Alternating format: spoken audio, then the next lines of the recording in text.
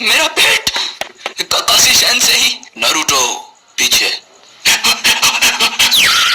Oh no, ये क्या बन गया मैं? Sorry Sensei, sorry. किसी को तो लड़ना होगा और मुझे लड़ने के लिए पेट हल्का करना होगा। अरे ओ केसरिया बालम, तुम मुझसे दूर रहे तुम मुझसे। पर सेंसेई, गाय गाय तुम आ गए, तुम मुझसे लड़ो माइट गाय। और तुम उस पत्थर के पीछे जाके हल्के हो। मुझे भी। डिंग डिंग।